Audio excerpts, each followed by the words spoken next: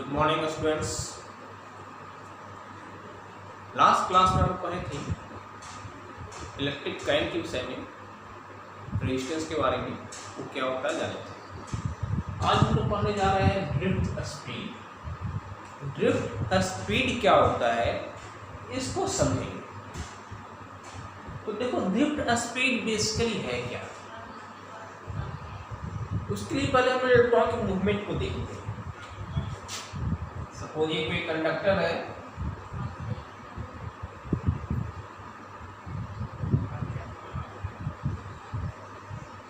तो inside the conductor electron का movement किस प्रकार से होता है।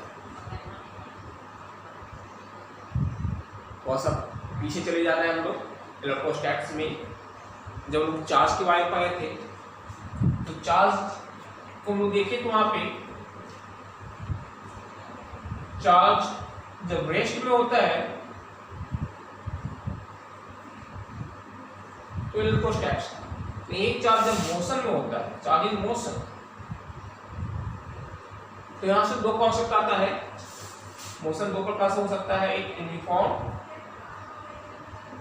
और एक non uniform. Uniform motion electric current देता है और नॉन यूनिफॉर्म मोशन इलेक्ट्रोमैग्नेटिक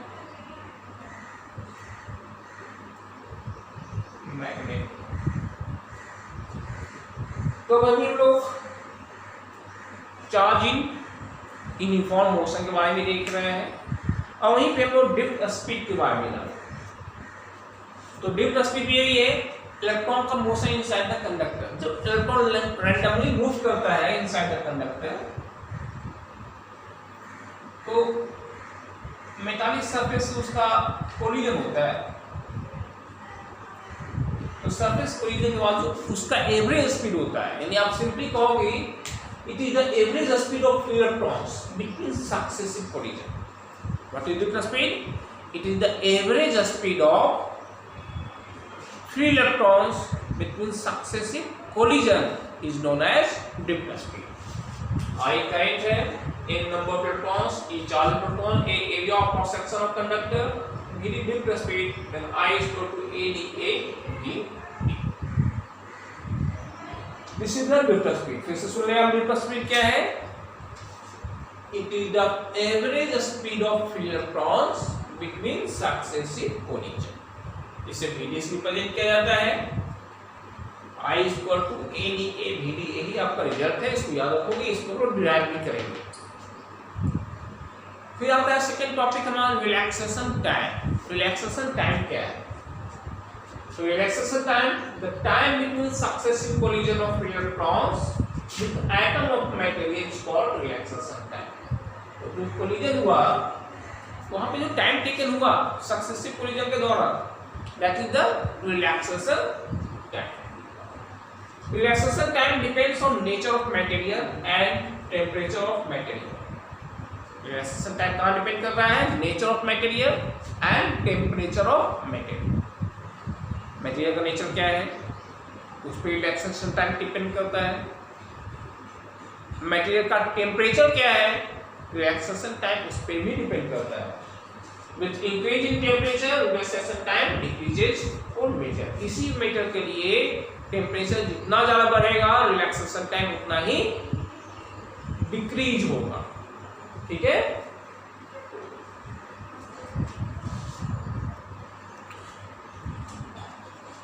ठीक है। हम लोग का क्वेश्चन है, A uniform conductor of length L and cross sectional area A is connected by a battery of V volt. Drive Ohm's law. तो यहाँ पे केवल हम लोग ओम्स लॉ ड्राइव नहीं करेंगे, बाकी अभी जो हम लोग देखे थे drift velocity I equal to n e A B D, उसको भी ड्राइव करेंगे। रिलैक्सेशन टाइम भी यहाँ से निकालेंगे। तो इंपॉर्टेंट है एक्सप्रेशन, इसका ध्यान देंगे आप। तो देखिए स्टार्ट करते हैं हम लोग। Suppose E is the electric field. हम लोग मान लीजिए E आपका इलेक्ट्रिक फील्ड है inside the conductor. Let E is the electric field.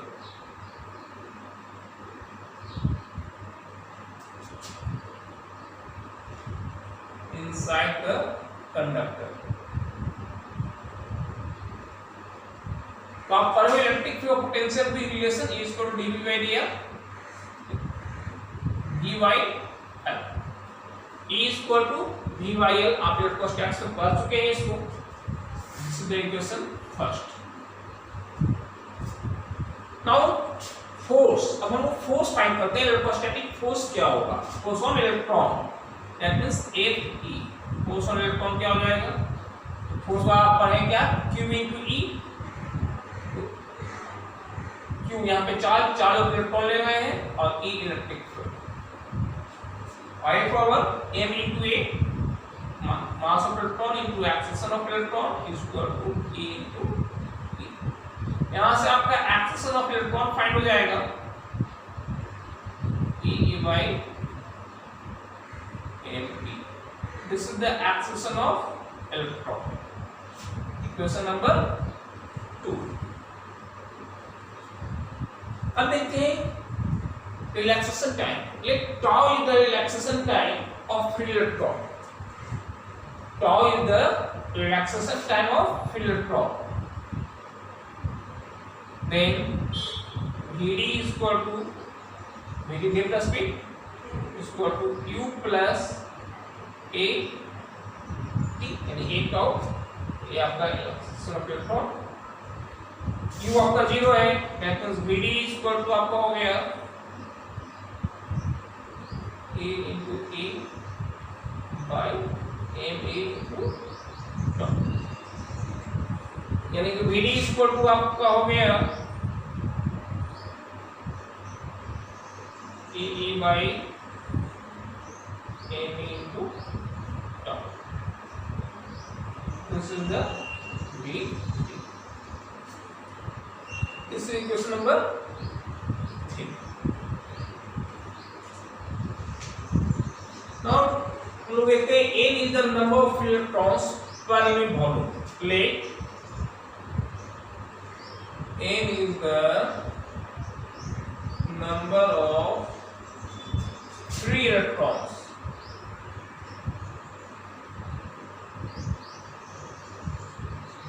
per unit volume। ठीक है, यूनिट वॉल्यूम पे आपके इलेक्ट्रॉन्स n है तो टोटल वॉल्यूम यहाँ पे कितना आ जाएगा? A into dx। dx अगर लेंथ लेते हैं हम लोग, dx is the distance of electrons, तो हम time dt। dx is the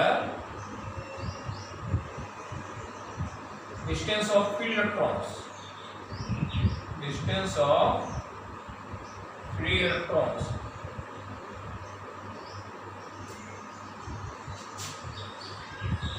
covering time dt। तो Vd इक्वल टू क्या आ जाएगा यहाँ से? dx by dt। Vd equal to dx by dt। अब टोटल इलेक्ट्रॉन्स कितना है ये देख लेते हैं। टोटल नंबर ऑफ इलेक्ट्रॉन्स कितना हो जाएगा? Total number of electrons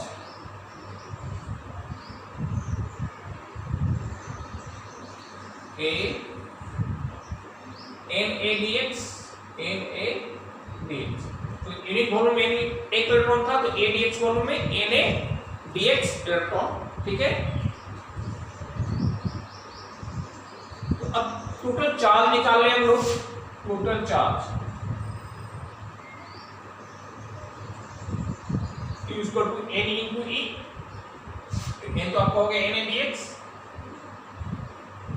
dx into E। आप पढ़ चुके हो Q equal to ne। Number of electrons na dx है यहाँ पे और E चार्ज इलेक्ट्रॉन हो गया। Total charge na dx into E। Total charge हम लेते हैं, suppose dq is the total charge na dx into E।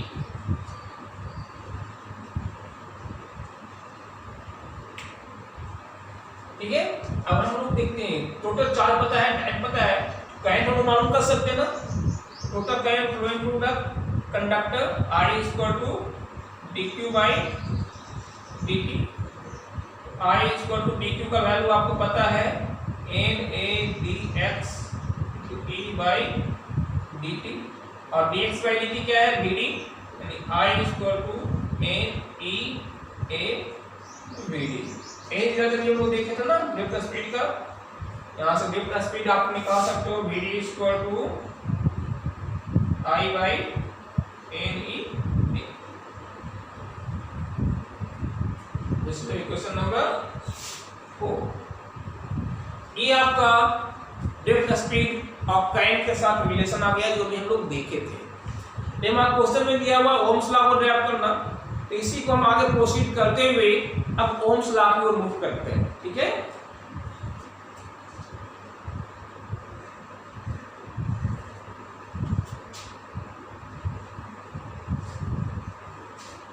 अब आई ये विधि है, तो यहां से हम लोग VD का वैल्यू फ्रॉम 3 से पुट करने जा रहे हैं। Putting the value of VD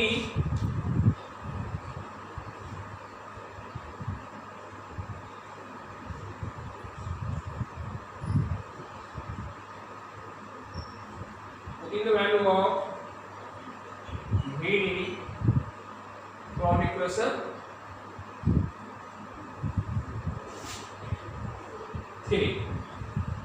तो 3 से VD का वैल्यू पुट किया आप 4 में, I इक्वल टू क्या है आपका एन ई ए, VD आपका हो गया ई टाउ बाई एम टी। देख लें आप, यहाँ से VD का वैल्यू इसमें पुट कर दिया गया है, तो एन ई ए है, VD के साथ में ई टाउ बाई एम ई। अब यहां से देख लें आप e टू e स्क्वायर हो गया, यानी I equal to n e square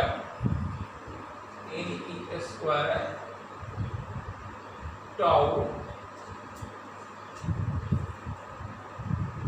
a square a by m tau. देख लें आप n स्क्वायर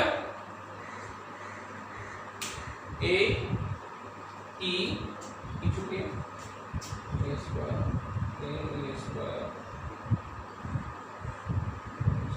टाउ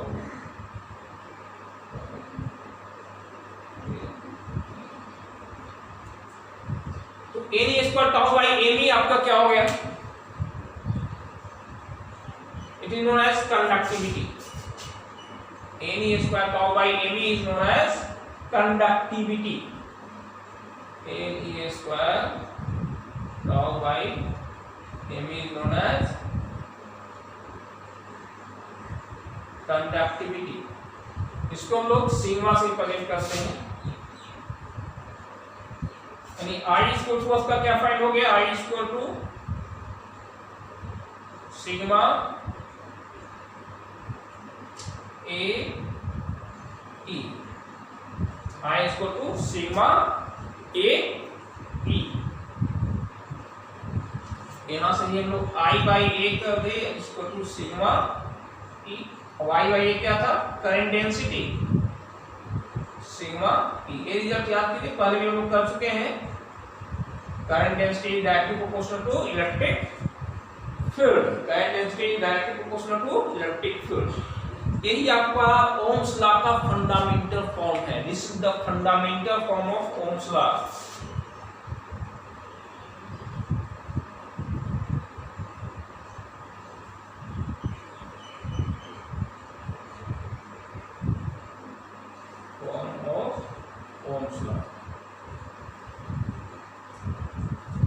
अब इसको आगे कर रहे हैं ओम्स लॉ में, उसको V इक्वल टू I आप प्रोसीड करना है हम लोग को। इस साइड देख लें आप,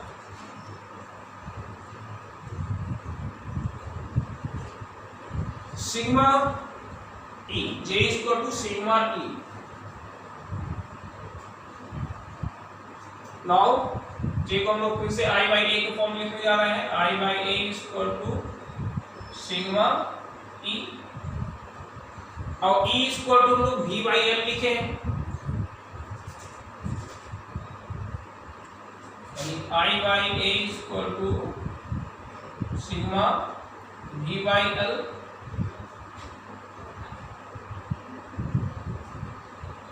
I by N equal to sigma V by L।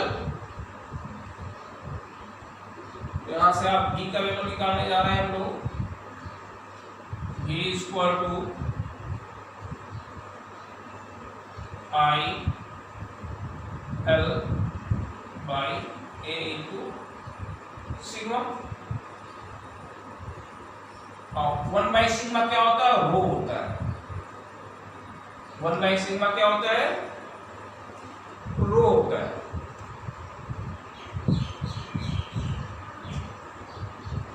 ये B इक्वल टू हो गया 1 बाई सिग्मा को हम रो लिख दें,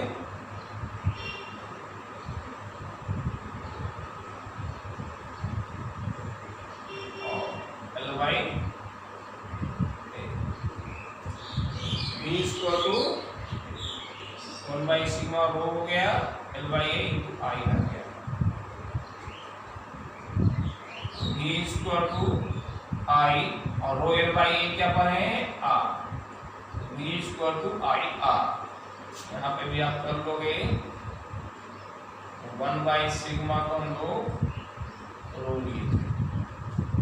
V equal to I R। R equal to कितना लिए हैं?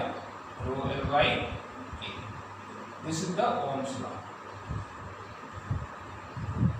यही आपका ओम्स लॉ है। इसको आप ड्राइव करो, इसको अच्छी तरह से ड्राइव करेंगे। इंपॉर्टेंट क्वेश्चन है ये, हमेशा आता है। ड्रिफ्ट वेलोसिटी क्या है प्रूव करने को भी आता है। रिलैक्सेशन टाइम टाउ आप निकाले थे, ठीक है। तो ये सबको आप देखोगे, ठीक है।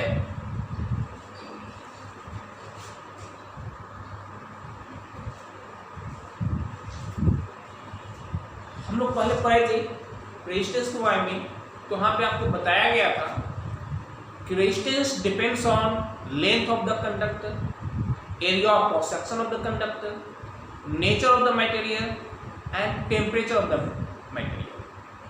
4 फैक्टर था जहां पर रेजिस्टेंस डिपेंड कर रहा था। Length of the conductor, area of cross section of the conductor, material of the conductor and temperature of the conductor. Length, area of cross section और मटेरियल के बारे में हम डिस्कस कर भी दिए थे। अब टेम्परेचर पर रेजिस्टेंस किस प्रकार से डिपेंड करता है ये देखेंगे। रेजिस्टिविटी में भी आपने देखा था कि resistivity does not depends on dimension, that means area of cross section, length वगैरह पर डिपेंड नहीं करता है। Shape and size of the conductor पर रेजिस्टिविटी नहीं डिपेंड करता है। रेजिस्टिविटी डिपेंड करता है मटेरियल ऑफ कंडक्टर, और साथ ही साथ रेजिस्टिविटी डिपेंड करता है टेम्परेचर पे। रेजिस्टिविटी 2 जगह डिपेंड करता है, मटेरियल एंड टेम्परेचर। तो मटेरियल वगैरह का पहले हम लोग जानकारी ले चुके हैं। अब टेम्परेचर पे दोनों किस प्रकार से डिपेंड करता है ये देखना है। तो रेजिस्टिविटी डिपेंड्स ऑन टेम्परेचर किस प्रकार से है ये देखेंगे। उसके लिए क्या फॉर्मूला ड्राइव हुआ है उसको देखते। तो सबसे पहले हम लोग यही देखने जा रहे हैं, temperature dependence of resistivity and resistance. तो रो नॉट आपका रेजिस्टिविटी है, initial temperature Ti and rho is the resistivity of final temperature Tf. Then rho is equal to rho naught into 1 plus alpha Tf minus Ti. या आप लिख सकते हो rho is equal to rho naught into 1 plus alpha delta T, change in temperature. This is the resistivity depends on temperature. ये temperature इस प्रकार से change आएगा, रेजिस्टिविटी में चेंज आएगा। वह अल्फा क्या है? Alpha is known as coefficient of resistivity. Alpha is known as coefficient of resistivity. और ये resistivity, coefficient of resistivity ये डिपेंड करता है नेचर ऑफ मटेरियल। और ये कांस्टेंट वाला अलग मटेरियल के लिए कांस्टेंट होगा। आयरन है, आयरन के लिए अलग coefficient of resistivity का वैल्यू, कॉपर के लिए अलग, सिल्वर के लिए अलग, एल्युमिनियम के लिए अलग। इन मटेरियल चेंज करोगे आप, coefficient of resistivity का वैल्यू चेंज होता चला। तो इस रिजल्ट को आप याद रखोगे, यही आपका रिजल्ट है रेजिस्टिविटी का टेम्परेचर पे डिपेंड। इसी प्रकार से रेजिस्टेंस का भी निकालते हैं। अब देखो आप यहाँ देख लिए rho equal to rho into 1 plus alpha into delta T. तो रो नोट को हम लिख सकते हैं L by A into rho, आप पढ़ चुके हो, R equal to rho L by A, ठीक है। तो यहां से हम लोग इसको भी डिस्कस करेंगे। तो rho L by A rho equal 1 plus alpha delta T, और रो L by A क्या होता है, R होता है। इसमें देखो L by A से दोनों साइड मल्टीप्लाई कर दिया गया, बस कुछ नहीं, L by A से मल्टीप्लाई कर दिए, रो L by A into रो बराबर L by A into rho not 1 plus alpha delta T, और रो L by A क्या होता है, R equal to rho L not by A, R not into 1 plus alpha into T, the R equal to R not into 1 plus alpha Tf minus Ti। ये हो गया resistance का formula, जो कि depend करता है टेम्परेचर पे। इस पे क्वेश्चंस आता है, इस क्वेश्चंस को भी आप सॉल्व करेंगे। एक बार फिर से आप देख लो और समझ लो इसको अच्छी तरह से, फिर इस पे हम लोग क्वेश्चन बनाते हैं।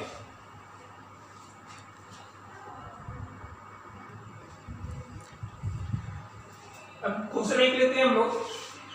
Question the resistance of A thin silver wire is 1 at 20 degrees C. The wire is placed in a liquid bath and its resistance rises to 1.2 ohm. What is the temperature of bath? यानी आपको initial resistance दिया हुआ है R0 equal to 1 ohm, final resistance जब उसको bath में डाला गया R इक्वल टू 1.2 ओम हो गया, ठीक है। इनिशियल टेम्परेचर दिया हुआ है आपका 20 डिग्री सी, अल्फा का वैल्यू दिया हुआ है 3.8 इंटू 10 पावर माइनस 3 पर डिग्री सी। फाइनल टेम्परेचर आपको फाइंड करना है। What is the final temperature? अभी जस्ट आपने फॉर्मूला देखा था, R equal to R not into 1 plus alpha into Tf minus Tf। सारा वैल्यू पता है आपको, R पता है 1.2 ओम, R नॉट पता है 1 ओम, 1 प्लस अल्फा का वैल्यू पता है आपको 10 पावर माइनस 3, Tf आपको निकालना है, Ti पता है 20 डिग्री। सारा वैल्यू पुट कीजिए, इसको सॉल्व कीजिए आप, यहाँ से ही आपको रिजल्ट आ जाएगा, इधर आएगा तो कितना हो जाएगा 1.2 माइनस 1, 0.2 ओम इधर हो गया, सॉरी एक स्टेप, 1.2 माइनस 1 यानी 0.2, 3.8 into 10 power minus 3 into Tf minus 20। यहाँ से आप Tf का वैल्यू फाइंड कर लें, Tf इक्वल टू आपका सॉल्व करके देखें, यहाँ पे क्या आता है, ये आपका 72.6 डिग्री सी आ रहा है। तो इस प्रकार के क्वेश्चन को इस तरह से सॉल्व किया जाएगा। रेजिस्टेंस निकालना हो, कहीं रेजिस्टिविटी भी पूछ दे, जैसे यहाँ पे फाइनल टेम्परेचर पूछा, फाइनल टेम्परेचर से पूछा जा सकता था कि दोनों दिया रहता, फाइनल रेजिस्टेंस अननोन रहता, वो निकालना होता, ये भी रहता, R नॉट अननोन रहता। तो इस तरह का प्रकार से क्वेश्चन को पूछा जाता है। तो ये टॉपिक आपका फिनिश हो गया। अब हम लोग नेक्स्ट वीडियो पढ़ेंगे कॉम्बिनेशन ऑफ रेजिस्टेंस के विषय में। अभी आप इतना को कंप्लीट कीजिए, उसके आगे फिर हम लोग नेक्स्ट वीडियो देखेंगे कॉम्बिनेशन ऑफ रेजिस्टेंस।